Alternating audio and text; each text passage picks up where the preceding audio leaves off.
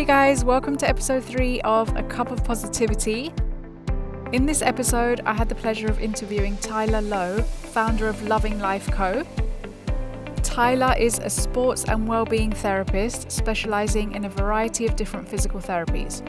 He provides one-to-one consultations for people with sport or stress-related injuries, workplace wellbeing workshops, and also now offers webinars and helpful services for those of us working from home. We discuss posture correction, techniques to help with stress-related injuries in the workplace, and even exercises that can help with both. Tyler is a massive advocate for living a healthy and active lifestyle, so I hope you enjoy listening. As always, thanks for taking the time out to listen to this episode, and I'll see you soon.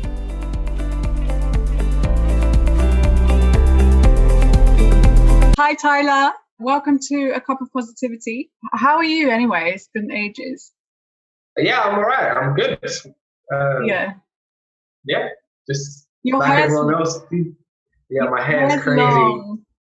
I like it. What do you reckon? Nice. Thumbs up or thumbs down? Thumbs up. Yeah? Yeah. Did you bring your cup of tea? I did. I have my tea right here. What is it? Is it like a healthy herbal tea? Oh, I like the assumption. It's actually English breakfast tea. Okay. With honey. Ooh. Why did you put the honey? Is that just your thing, or? I like it. I prefer it to sugar. Yeah. I like to have a little bit of sweet, so I just prefer it. And I do normally put brown sugar, but when I have honey, I'll just use honey. Okay, so, nice. Yeah. I've got just PG Tips, which is like the most rubbish coffee you can have, but in my busy woman mug. Oh, your busy woman mug. Yeah, my mug is chipped. Oh no! But you see, your mug is too small for me. Yeah. Okay. Like I have to have a mug that's like of this size. Fair enough. Yeah. Okay. So, if you could introduce yourself to anyone who might not know you, and then we'll just start from there. So my name is Tyler. I run a business called Loving Life. Focuses on physical therapy and sports therapy, as well as workplace wellbeing services. Okay. And so how long have you been doing this? So I started the idea in 2015, and I started the process in 2015. Mm-hmm. I registered the business in 2017. Yeah. And yes, 2020. So five years officially. Yeah. 5 years total, 3 years officially. Oh, 3 and a bit. Yeah. Yeah. And how are you finding it? Like, how's it going generally? Good. Pros and cons. But yeah, overall, I'm happy. I'm much rather be, working for myself than working in a company. Well, someone else's company rather. Yeah. And kind of dictate my own time scale. Well, it is dictated by clients, but I have the opportunity to say no if it doesn't work for me. So yeah. Which obviously is rare. I don't like to turn down work, but yeah. But then, so like, what kind of services do you guys offer? So before coronavirus, I personally deliver physical therapy, sports massage, muscle manipulation, and I do this out of 2 different gyms. So I rent a room from two different gyms where I treat individual clients with maybe pain or discomfort or an injury. Yeah. So that's sort of one side to the business, and the other side is the workplace wellbeing side, which I mentioned. And these are services like on-site chair massage. I have a therapist who goes to companies and delivers on-site chair massage. I don't know if you've seen those little portable chairs. So that's a service that we offer within corporate companies. Some hire us for a wellbeing week. Some hire us on a weekly basis. It really depends. as well as I do things like wellbeing workshops. Yeah. So going to companies talking about health and wellbeing, and in a workshop structure. Yeah. But now all of that has stopped. So I'm specifically now doing still the workshops, but I've transformed them into webinars. So I'm doing wellbeing webinars online and selling those to companies. Which has been going well. Okay. Well. We'll talk about the webinars in a bit, but in terms of your one-to-one services that you did before, I mean, you're obviously going to start doing them again at some point, but what are like the common issues that you see people dealing with, that people come to you for help with? I see a lot of people with lower back pain. Yeah. I see a lot of people with neck and shoulder pain. And they're the main issues, really. But that's mainly because of the sedentary lifestyles that we live. Many people sat at a desk, typing away for long periods as well, putting a lot of pressure on their body. Stress, stressful environments, things like that, all contributing factors to these discomforts that people are getting. Yeah. I mean, obviously, I'm familiar with it because I'm one of your clients. But like, if someone said to you, "Oh, I've got pain in my back, I've got pain," like, what kind of techniques would you be using on them? Like, what does that consultation consist of? Well, it really depends on the individual, because everyone will get their discomfort from for different reasons. So first, it's about asking the relevant questions and finding out why it's happened, what they may have done to cause it in the first place, how their lifestyle is. So it's identifying why. That's the most important thing. And then there's techniques that I'll use, like muscle manipulation, trigger point therapy, which you will have experienced, but you might not have known the name. Yeah. As well as massage elements to it. So what was the first one you said? Muscle manipulation. What is that? Yeah.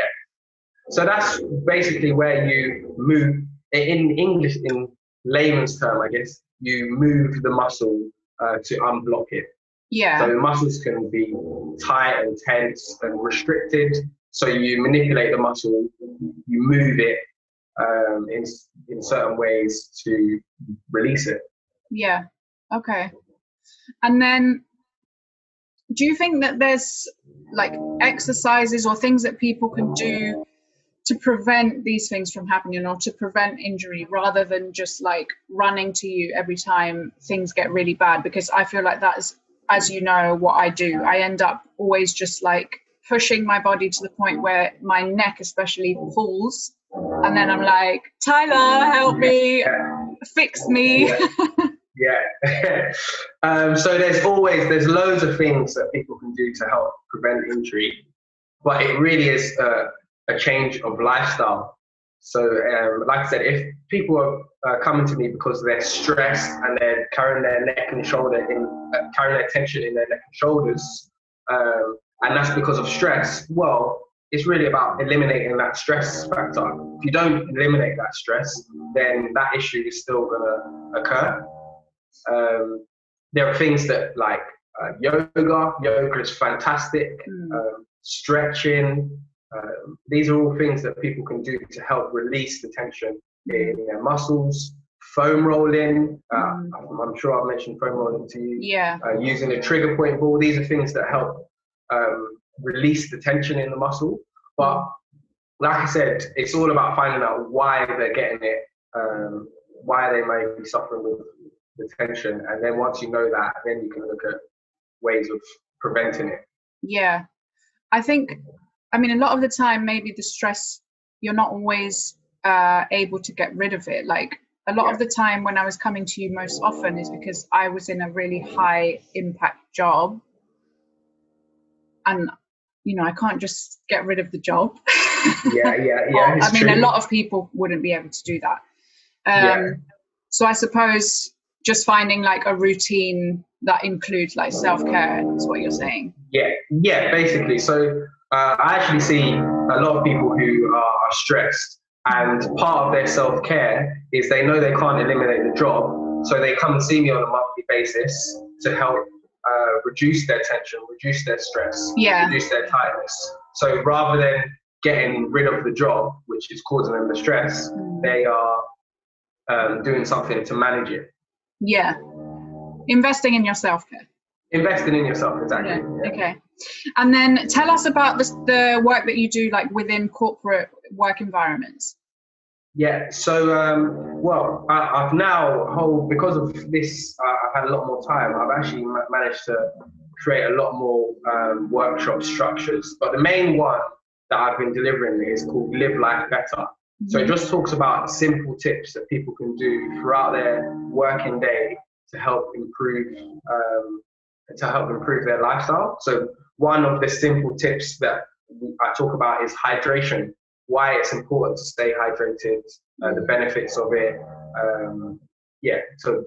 Hydration is one of the tips. And I go into a lot more detail in it in the session.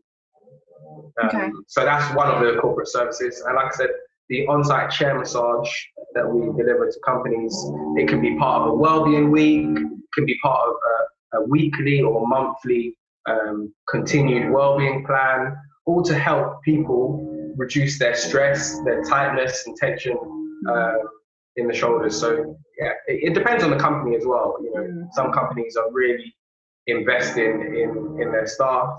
Some aren't. Yeah, that's what I was going to ask you as well. Is do you think that employers are doing enough? Like, do you think that people actually place importance on employees, like making sure that they're sitting properly and stress-related stuff? Like, do you think that they're doing enough to help? Some. Yeah. Some. It is being talked about more and more because, you know, things like staff turnover cost companies so much money.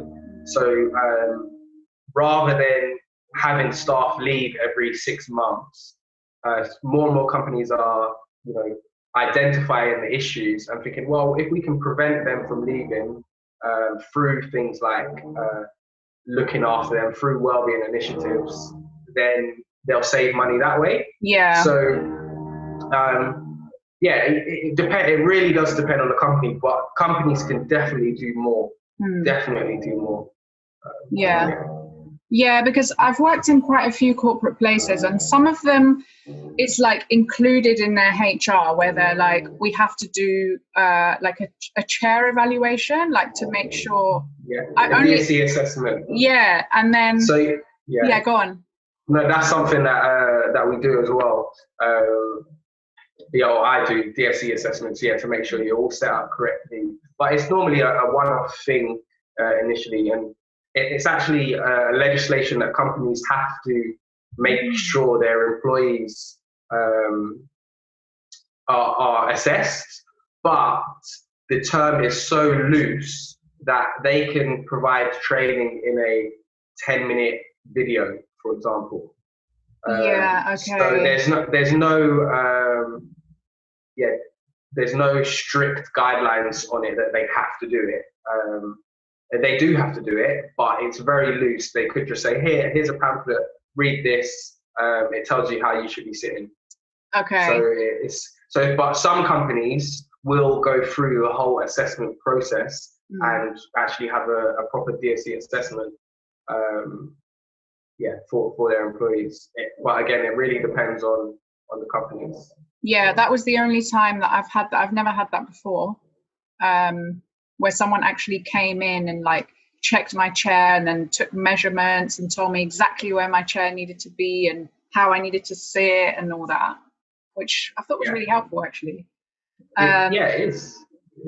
Yeah. Have you had any employers give you like a pamphlet or like just said, watch this 10-minute video? No, I've only ever really been given like an employee handbook, and then it's like a thick handbook, and within that you get loads of different, pieces of information, and one of them is probably that. But that was the only time where I felt that it was like a separate thing and they were like really strict about it. but I don't think it's a common thing for employers to do. At least not in my experience. But it really depends on the company. In fact, that same company, they did every Friday yoga sessions. Okay. So I think they would just like the kind of company that place importance on like their employees being less stressed. Yeah. And musculoskeletal disorders, for example, are 29% of work-related illnesses, or they were last year. So if they can reduce that statistic within their organization through things like DSE assessment, through things like yoga, through things like wellbeing initiatives, then they'll have less sick days. People will be more productive. People get more work done. Their business thrives. So companies that are investing in it really are, understanding the benefits of it for their business. Okay. And then tell us as well about your home webinars that you're doing right now. Yes. So when this whole thing happened, I'm like, well, I'm closed. How can I make money now? How can my business survive in the current time? So I realized everyone will now be working from home, or not everyone, but everyone who works at a desk or a computer will now have to work from home. So the first webinar I developed was called Working from Home Best Practice Methods. Okay. So the webinar talks about posture, how people should be sitting, talks about movement, it talks about best practice methods, things like there's a method called 20-20-20, which is to encourage you to not stare at your screen all day. So it's every 20 minutes, look away from your screen for a period of 20 seconds at a distance of 20 feet. And this is just to help reset your eyes, to help prevent eye strain, help prevent you from staring at your screen all day. So little things like that. And I talk about the issues. So the first half basically talks about some of the issues that people may be experiencing while working from home: neck pain, shoulder pain, lower back pain. And then the second half is about reducing it. So stretches is another thing that I go through in the webinar. Simple stretches that people can do while working from home to help with their neck and shoulder tension. Okay. So yeah, that's the main webinar that I have been surviving off of because I've approached companies with it and they liked it, and I actually had one company rule it out across their whole all of their departments in the UK.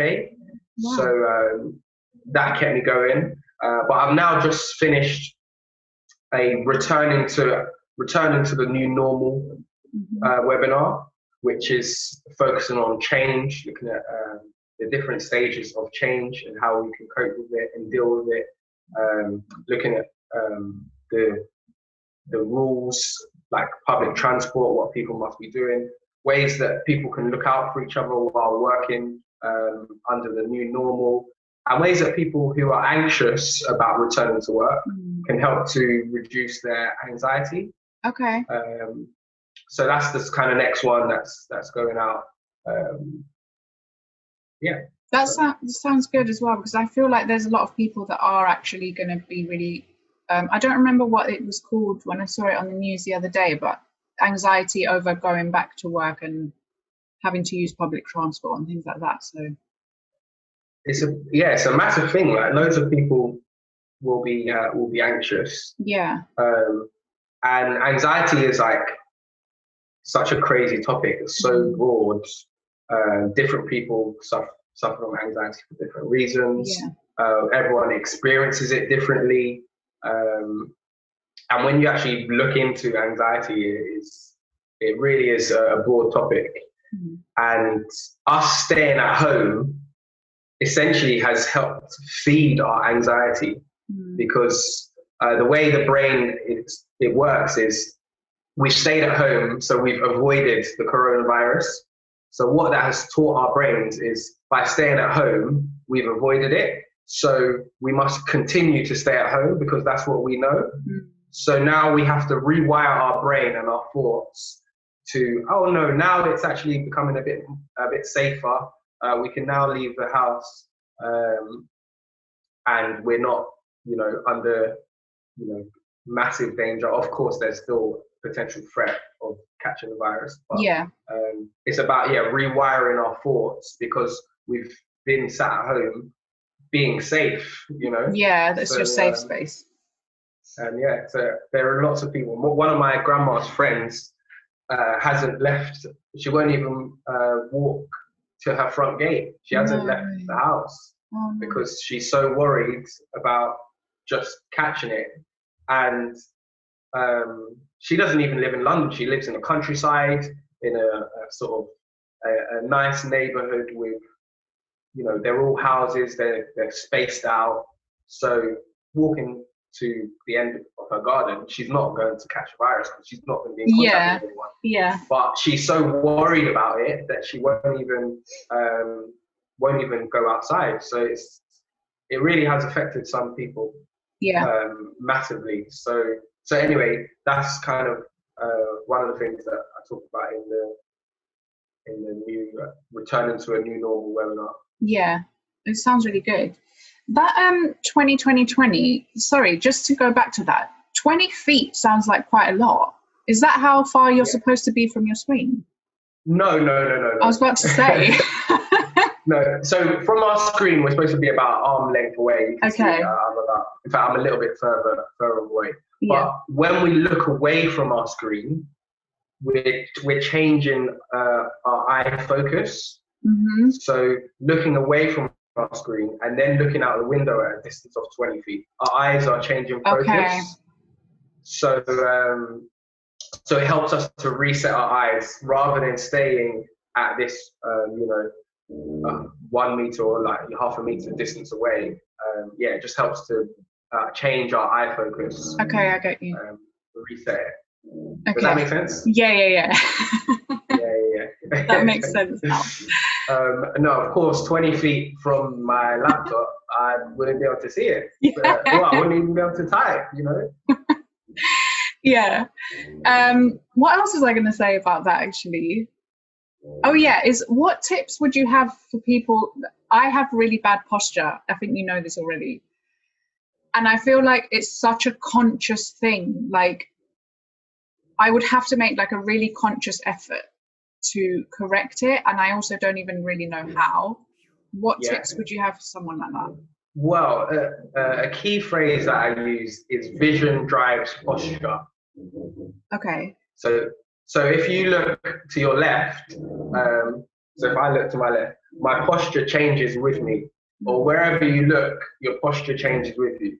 Yeah. So when you're at a laptop and your laptop is down and angled down, you're automatically hunched over and typing because your eyes are looking down like so. So if you could hopefully see from my setup that I'm nice and upright. And that's not because I have, this really super fancy chair. I mean, coincidentally, I do have a good chair, but it's not because of that. And I've actually got a laptop stand. So my laptop is on a laptop stand, which allows me to be eye level, which then keeps my posture upright. Now, I also have a separate keyboard and mouse so that I'm not reaching up and typing. Because if I do this, I'm going to start getting tension up here. Okay. So a simple setup like that will help you change your posture immediately. Having your laptop down, you're automatically hunched over because that's where you're looking. Mm. And are there any exercises that would help improve posture as well? Because I know there's some yoga techniques that do, but are there any that people could look up? Exercise in general. Yeah. So the human body was built to move.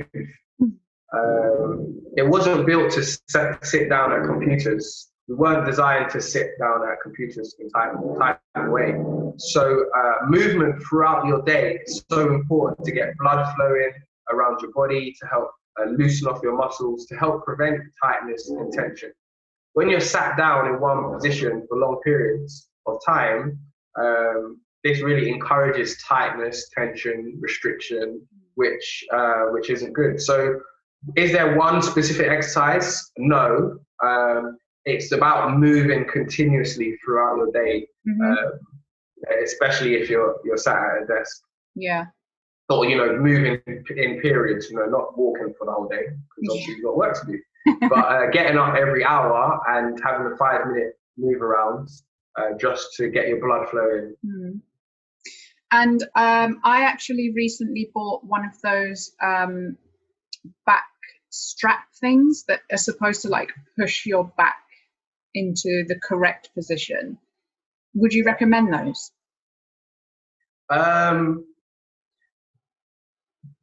No. Basically, no. Short term, yeah, if you want something to help encourage you with good posture, yes, it does put you in a nice posture position. But from a long-term point of view, it's not beneficial because your muscles are not doing it themselves. Okay. So your muscles need to be controlling your posture and having you in a strong, natural position. When you put yourself in that position, it's something else that's doing that. It's not you. Mm-hmm. So yes, it keeps you in a nice position, but your muscles aren't working in that position. Your muscles aren't dealing with that. It's this device. Right. So yeah, from a short-term point of view, yes, great. Puts you in a nice posture for when you're using it. But from a long-term point of view, your muscles are not being strengthened to be in a good posture. Mm-hmm. Okay, so that was a useless purchase. Yeah. Well, like I said, for short term, it's good. And if you're experiencing discomfort, sometimes these things can help alleviate pain on a temporary basis. So you can use it for a temporary solution. Mm-hmm. But yeah, as a long term, it's not something I would recommend. And the other thing I was going to ask you about in terms of recommendations is I was in Westfield yesterday and there was someone selling one of those machines that has like different nozzles, like different shaped nozzles, and it like pumps really fast for like massage and tension. Have you tried any of those? And again, would you recommend them?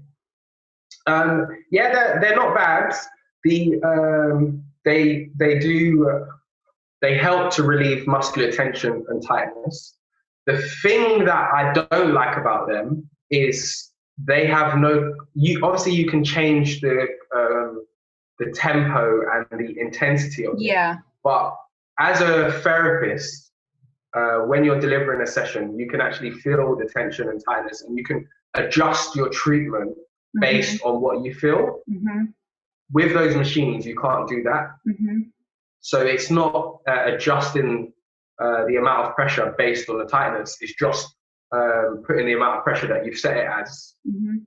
Yeah. So they're okay.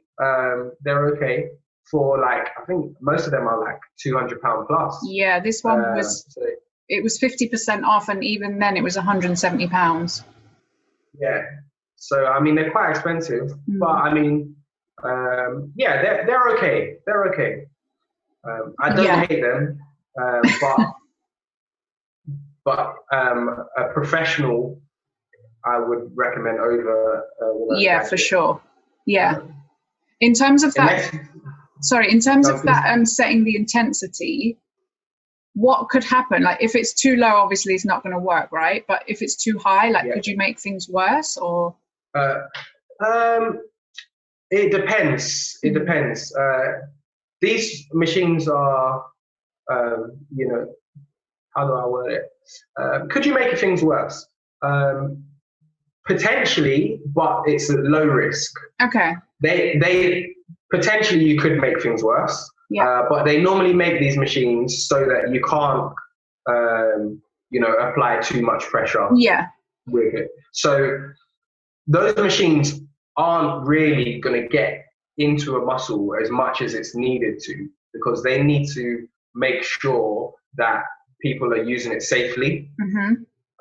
So if the manufacturers make it so that they can really get high pressure, then it might affect some people. It might make things worse for some people. So they normally make it so that it's not going to do that. Yeah. But yeah, they won't be able to get into the muscles as well as a skilled professional. Yeah. I mean, from trying it out, it definitely didn't feel at all like having one of those sports massages with you. And I was like, can you turn it up more? Can you turn it up? And then in the end, she just turned it up to like the full whack. And I was like, it still doesn't feel like, yeah. But I don't know if that was because I'm used to you, or if that was just, I don't know. Yeah.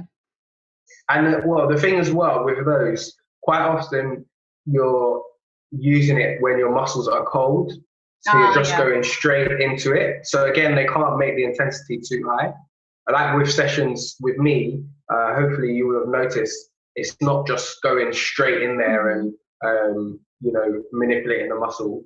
It's warming up the muscles, making sure that they're in a safe place to do so. Mm-hmm. And then that's when the discomfort or relieving starts. Yeah. Makes sense. But I mean, you see the benefits, right? So. Absolutely, yeah. And then what about your dream? Like, what's your dream goal with Loving Life? Like, where are you taking it? What's the future? It's interesting because the main thing I like about the business, or the main thing I enjoy about life in general, is helping. And I feel that the services that I deliver, the main real drive behind delivering them is because it helps people. Mm-hmm. So the long-term goal is to have a company that helps people in all aspects, really, but mainly in the well-being aspect. So I'm really branching into the corporate sector, because a lot of people are really stressed out in those environments. So I feel they're the people that need help. They need services that can help them reduce their stress, reduce their pain, improve their mood. So the question was, where do I see the vision? Yeah, the vision is to have a large brand to help people and businesses look after individuals. Yeah, that's awesome as well. I think it's needed personally. So it's really good that you're doing that. And then in terms of, what were you doing before you started your own business? Before I started my own business, I was at uni. Mm. Actually, well, it was, so I went to uni, and then after uni, I went to Australia. I lived in Australia for a year. And then when I came back, I then set up the business. Okay. So I was working in a retail store part-time in a running store. Mm-hmm. So I don't know if you've been to a running store where they look at the way you run, see how your feet land, and then recommend shoes based on that. Yeah.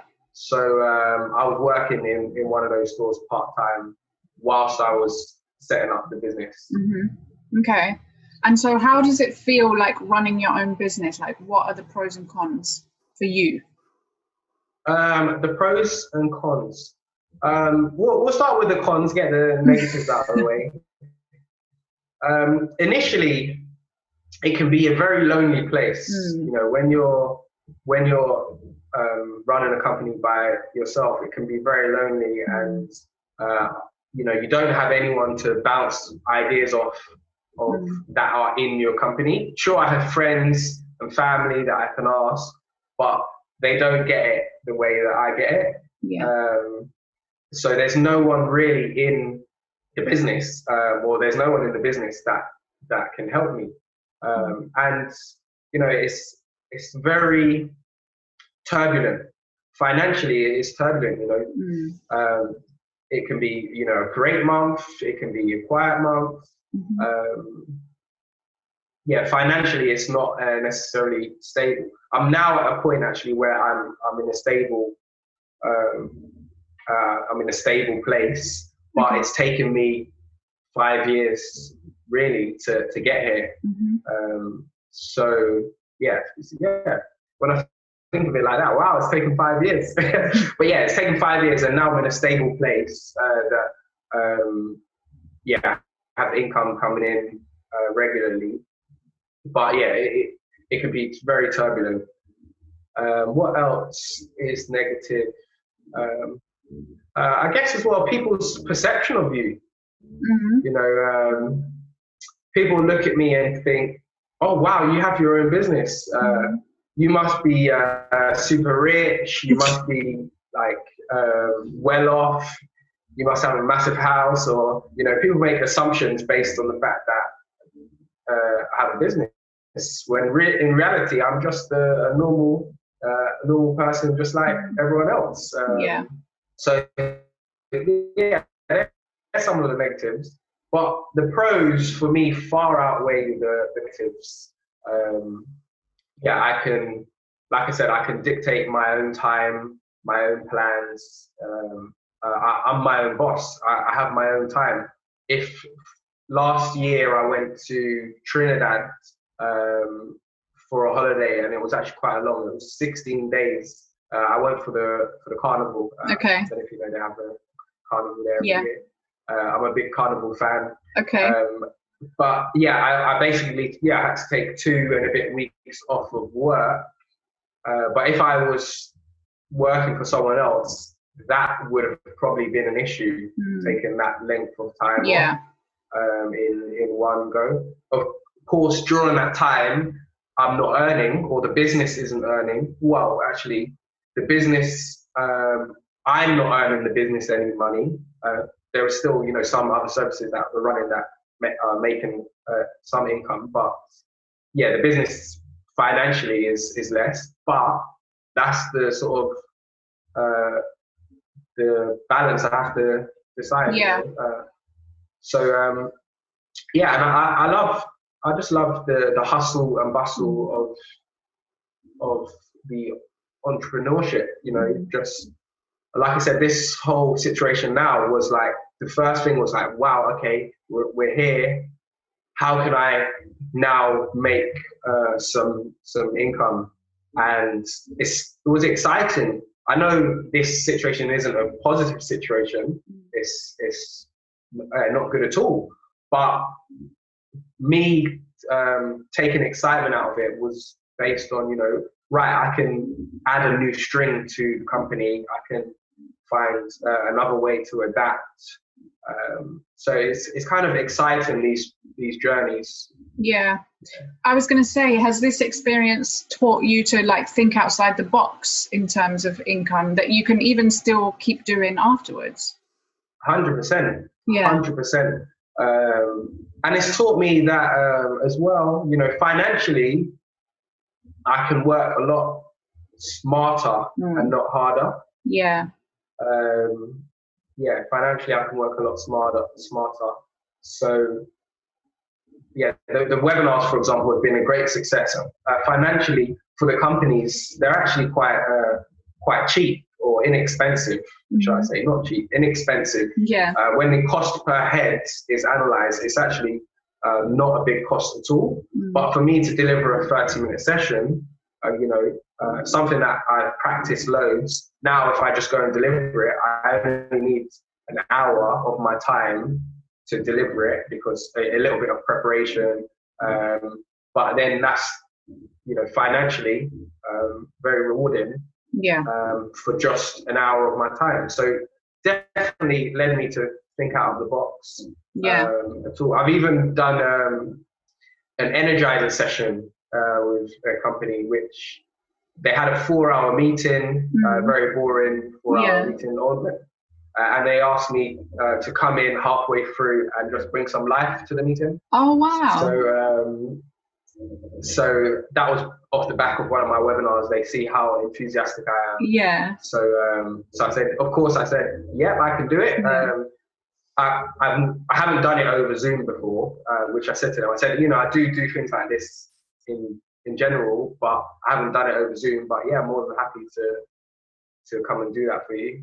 Yeah. So, and then what does that energizer session entail? Like, what do you do? So it was a 15-minute session, and the first 6 or 7 minutes was movement, because they've been sat down for 2 hours. It's important for them to get up and get moving. So I literally here you can see I'm in my house. I went behind me just by the wall, did some light movements to get their blood flowing. Just took them through a 6 or 7 minute exercise routine, but nothing strenuous. It was real light, just to get the blood flowing. A little bit of fun to with the hip rotations and stuff like that. And then we played a brief game, which is a bit of silliness. I've got lots of different games and stuff, but it was essentially called Throw the Ball. So I threw the ball. So I would say, Martha, what did you have for breakfast today? And you'd catch the ball and you'd say, I haven't had breakfast. Okay. So you'd say, I haven't had breakfast. And then you'd get the ball and you'd throw it to whoever else. And you say, what did you have for breakfast? So we did that, and then finished off with a breathing exercise. Just getting them to calm back down, focus on their breathing, relieve their stress, and then get back to the session. And then I said bye and left. That sounds good. It sounds fun though. Yeah, it's great, especially for like I said, a 4-hour meeting, something to interrupt it, bring a bit of energy back for the remainder of the session. And I've had really good feedback as well. Actually, the ladies contacted me today and just give me some good feedback. Oh, good. Yeah. Oh, I love that. So yeah, adapting in any way I can. Yeah, awesome. And then on a personal level, like, what do you do in terms of exercise and sport right now? Right now is a good question. Well, I've actually been running a lot. I would call myself a fair weather runner. I actually really enjoy running. Yeah. When I have music playing and it's a nice weather and a nice route, I just enjoy being outside and in the sun and jogging. So I've been actually running a lot throughout the current time. Okay. Yeah, and I've done a few home workouts. I actually attempted to do some of these Zoom sessions. You probably, I don't know if you know that I do boxing. Yeah. I box. And the boxing gym had some Zoom sessions. Oh, okay. And when you go to the gym, there's nothing like boxing training in terms of fitness. It's very grueling and hard, and it's very challenging. So they've tried to make it over Zoom, but for me, it's just not the same. Yeah. So I've just kept to doing my own thing. So I've done my own home workouts and running. Okay. Yeah. And so apart from boxing, what were you doing before that you don't really do now? Going to the gym. So my exercise routine normally consists of running once a week, going boxing twice a week, and then to the gym once a week. So normally I exercise 4 times a week. Yeah. Sometimes more, sometimes less, depends on life. But yes, that's what I was doing before. Yeah. And then how do you personally take care of your body, from a self-care perspective? What do you do? I eat healthy. My diet's quite good. Self-care, I read. I really like reading. When I have a good book, reading for me is quite therapeutic and relaxing. I've actually, although I really do preach yoga because I know how fantastic it is, but I rarely do it. Yeah. But now, because of how much more time I've had, I've been doing a lot of yoga, which I've been really enjoying. Oh, good. That's good. So yeah, they're things, and just hanging out with friends. Well, not so much now, not at the minute. But yeah, normally, hanging out with friends. Catching up with friends, family, things like that. It's nice. I like being around people. Yeah. Is there anything that's in your routine that is to avoid like the injuries that a lot of your clients are coming to you with? It's not specifically for that purpose. Yeah. So exercise, for example, one of the exercises I do is squats. Okay. Squatting is fantastic for your core, fantastic for your legs, fantastic. It's a fantastic full body exercise. Okay. Compound exercise it's known as. So I guess I could say I incorporate that as a form of keeping my body strong to help prevent some of these issues. But it's just part of exercise for me. Exercise is how we can avoid, or exercise is one of the ways we can avoid these pains and discomfort. Yeah. So making it part of your lifestyle is important really to help prevent these things. Yeah. Okay. I know from speaking to you, I don't know what you're doing at the moment, but you either really hit it hard with the exercise, or you don't. Is that fair to say? Oh my God, you hit the nail on the head, Tyler. Yeah. Yes, I'm really struggling, like this week and last week, to get back into exercise. And like before that, I had 2 really good weeks where I've got a bike, so I was going out cycling every morning. Yeah. And then I got a bit like ill, and so I didn't do any exercise. And then getting back into that routine of cycling every morning is a massive struggle. And this is just me all the time, like you say. Yeah. I always do this. You don't need to exercise and hit it hard every day. Yeah. That's not the point of exercise. Exercise, if you're training for something specifically, then yeah, sure, you want to train 5 or 6 times a week to reach your goal. That's fine. If you have, I don't know, whatever coming up. Mm-hmm. But as part of a lifestyle, it doesn't need to be 5 or 6 times a week. Yeah. 2 or 3 times a week is enough. Yeah. Yeah, you're right. So it's just fitting it in. Don't feel that you have to do 5 days a week, because you don't. Yeah. Unless you have a specific goal.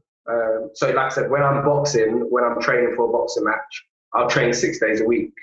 But I don't train. That's only because I have that goal of that boxing match. But I don't train that much when I'm not, when I don't have a goal like that. Yeah. So, and then I'm going to ask you just some random questions just to like start finishing off. But what was the last funny video you saw? The last funny video I saw, I can't remember the last specific one, but maybe a funny video I saw was there was a girl telling a really random, weird story on her webcam. She was maybe, I don't know, 17 or something. And the story involved her stabbing herself in the bum. What? Which was really weird. And then her mum comes in and says, whatever her name is. I can't remember her name. Yeah. Let's say Michelle for namesake. Michelle, that's not very appropriate, is it? Or so it was the mum coming in and catching her was just like the funny bit. Like, what is this girl talking about? Yeah. This is so weird. And the mum's caught her red-handed. Yeah. And just sort of told her off. That's so random. I don't know why that sprung to my mind. But, there's lots of funny videos I've seen. Yeah. But yeah, that was one that sprung to mind. Okay. And then what makes you roll your eyes every time you hear people say it? What makes me roll my eyes? When people say things I know they're not going to do. Yeah. I was like, yeah, all right. That makes me roll my eyes because I'm just like, well, I don't actually roll my eyes, but in my head I roll my eyes. Yeah. That's when you tell me to use the stress ball thing and I don't. Yeah. So when I tell you to use the ball and you're like, yeah, I'm definitely going to do it. I'm like, yeah, sure, motherfucker. Yeah. Okay. But that's not from the first interaction. That's because we've had many interactions now, and I've begun to learn you. Yeah. My mannerisms. Yeah. Yeah. And then, mannerisms. What would be your perfect weekend? That's a good question. My perfect weekend. I mean, I actually quite like doing different things. So my perfect weekend this weekend wouldn't be the same as my perfect weekend next weekend. Okay. If that makes sense. So one weekend I might, for example, want to party, and that would be my perfect weekend, partying with friends and family. Yeah. And then the next weekend it might be chilling on the beach, in the sun, listening to music, playing cards. Yeah. And the next weekend it might be cooking and having family and friends over and having a big feast. Yeah. With everyone around. So but I think my perfect weekend would always involve people. Oh, okay. Other people, would always involve people that are close to me. That's nice. Yeah, I can't imagine a perfect weekend on my own. Yeah. Makes sense. Okay. And then I'm going to finish up with my top three. So it's just 3 questions and they're all top 3. So what are your top 3 regular exercises you can do to prevent injuries? Top 3 regular exercises. Well, firstly, exercise is just actually exercising. Is the first step. But squats, like I said, is fantastic for your core, and stretching. Yeah. So those 3, I guess. Stretching is fantastic. Stretching is fantastic for tight muscles. So if you have tight or tense, stretching is fantastic. Okay. Top 3 tips for anyone who's considering starting their own business. Top 3 tips for believe in yourself. Confidence is key, because you have to believe it can work before you can convince someone else it can work. Yeah. So believe in yourself. 2, get started. Just do it. Just do it and try. I've actually tried lots of things and they failed, and I've learned from them, and that's that. So do it and try. That is top tip number 2, and top 3 was the first one. Be confident in yourself. Second one, do it. And third one is don't listen to the naysayers. There are lots of people that will tell you that it won't work, and they'll tell you why it won't work. Sure, it's important to be aware of why things might not work. Of Mhm. course, that's how, you have to be aware of the cons when you're setting up a business. Mhm. But don't let the naysayers dictate that to you. Yeah. You need to find that out yourself and listen to the pros, because there'll be lots of reasons for doing it. So focus on the positives, why you will do it, why it will work, rather than why it won't work and why you won't do it. Yeah. So confidence, do it, get started, and don't listen to the naysayers. Do your own Mhm. naysaying. Yeah. I think that's really good advice. Yeah. Thanks. And then last one is top 3 songs to work out to. Oh, top 3 songs to work out to. Again, it changes on my workout.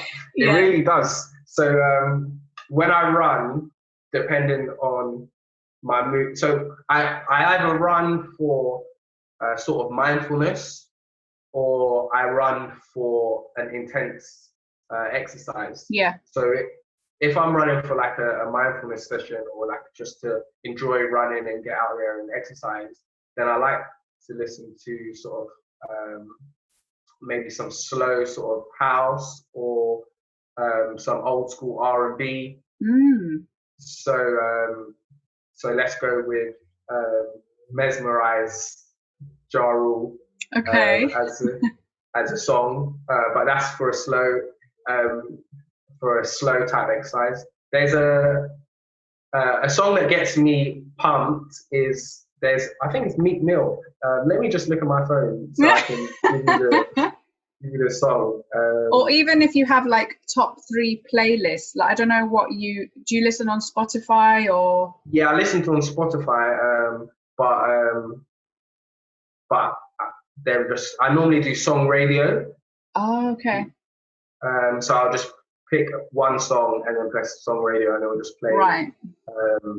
familiar songs. I had a workout yesterday, and my choice to get started was Popcorn, Superstar. I don't know what that is. Just look it up after. I will. I won't ask you to sing. Yeah, please don't. Okay. And sorry, and there's a Meek Mill song that really gets me pumped. So I just try to find it. Do you have like a boxing? Do you listen to music when you do boxing training? In the boxing gym, they play their own music, so music is playing. Okay. But it's not music that I've chosen. Yeah. So it is called.